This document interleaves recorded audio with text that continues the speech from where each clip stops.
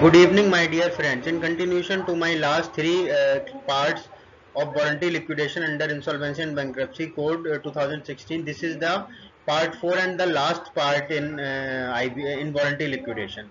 So we have wind up the voluntary liquidation provision with this slide, with this lecture. Okay. So let's we move on to the next slide. In continue जैसा कि हम लोगों ने last class में पढ़ा था part 3 में final report is also the essential requirement to which is required to be submit by the liquidator to double A. Okay, so financial reports में लास्ट क्या क्या होना चाहिए ये पहले तो उसमें फाइनल रिपोर्ट में सारी की कंपनी के पास में कोई भी पेंडिंग लिटिगेशन नहीं है, कंपनी ने सारे एसेट्स पे ऑफ, सारी क्रेडिटर्स को भी पे ऑफ कर दिया है, ठीक है.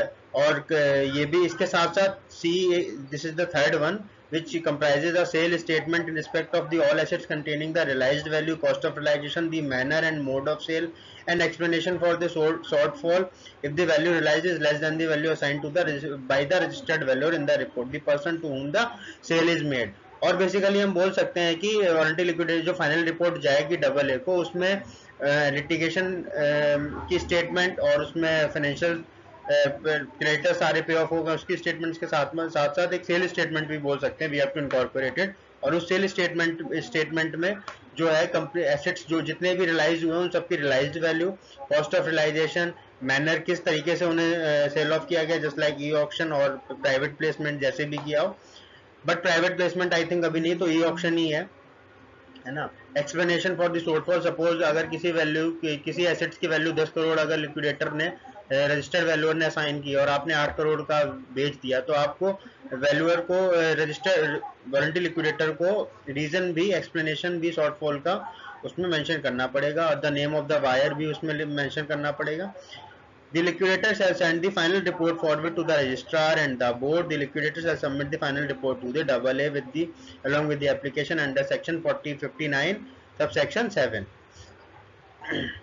अब जो है कि लिक्विडेटर फाइनल रिपोर्ट किसको शेयर करेगा. नेक्स्ट क्वेश्चन, इसमें फाइनल रिपोर्ट जो शेयर करेगा लिक्विडेटर वो करेगा रजिस्ट्रार ऑफ कंपनीज को, जहां पे भी कंपनी का बोर्ड ऑफ रजिस्टर्ड ऑफिस होगा उस रजिस्ट्रार को करेगा सबमिट.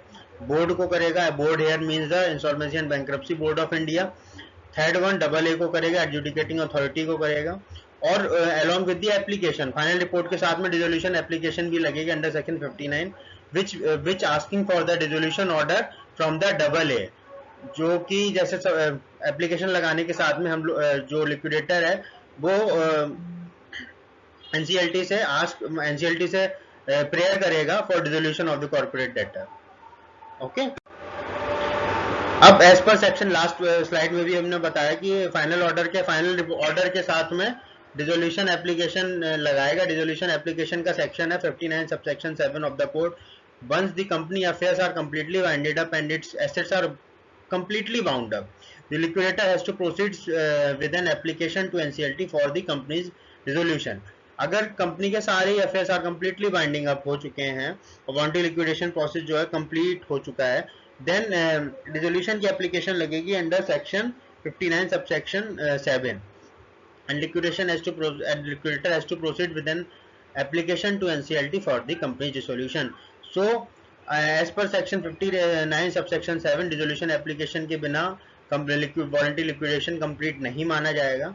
अब नेक्स्ट पॉइंट है हम लोग पढ़ते हैं एज पर section 59 subsection 8 of the code, the NCLT shall on the application filed by the liquidator under section 59 subsection 7 of the code pass order stating that the company shall stand dissolved from the date of the order of the NCLT application. 59 subsection 7 में application लगाएगा liquidator for final dissolution, but section 59 subsection 8 में dissolution application का जो order है NCLT वो pronounce करेगी और from the date of the pronouncement of order उसी दिन से कंपनी डिसॉल्व मानी जाएगी. As per the section 59 subsection 9 of the code, a copy of the order shall within 14 days from the date of such order be forwarded to the authority within which the corporate person is registered. Section 59 subsection 9 में within 14 days from the date of pronouncement of the order वो order intimate करना पड़ेगा to the ROC or such other authority where the corporate person is registered. Suppose अगर NBFC है तो या suppose sectoral regulator है कोई स्टेट ऑफ, तो वहां भी भेजना मैंडेटरी है।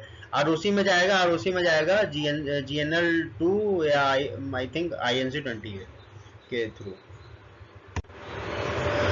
So most of the I think हमारा सारा ही प्रोविजन हम लोगों ने 4 क्लासेस में कवर अप कर लिया वारंटी लिक्विडेशन का, और चारों ही लेक्चर्स हमारे मेरे यूट्यूब पे यूट्यूब चैनल पे आप सर्च करके ढूंढ सकते हैं, CS शिवम चौहान के नाम से है, और लिंक भी मैं आपको डिस्क्रिप्शन बॉक्स में डाल दूंगा, जिससे कि आप पार्ट 1, पार्ट 2, पार्ट 3 और पार्ट 4 इटसेल्फ, तीनों ही पार्ट से आप वारंटी लिक्विडेशंस के प्रोविजंस को अच्छा कर सकते हैं। और अगर फिर भी if in case you need any help from me, then please do not hesitate to contact me in case of any query or any help from me. I am so I am so glad to help you people. एक चीज और है एक slide में, जैसा कि आप देख पा रहे होंगे, ways of strike off binding a voluntary liquidation of the company. There are different ways of strike off, there are different ways by which we can shut down the processes, shut down the company और shut down the affairs of the company. हम लोग company को बंद कर सकते हैं। पहला है सेक्शन 248 डील करता है by ROC on suo motu basis, notice देके वो पूरा प्रोसीजर सेक्शन 248 में laid down of companies act 2013। ROC भी स्ट्राइक ऑफ कर सकती है। सेकंड ऑप्शन है by the company after an application with ROC under section 248 of the company.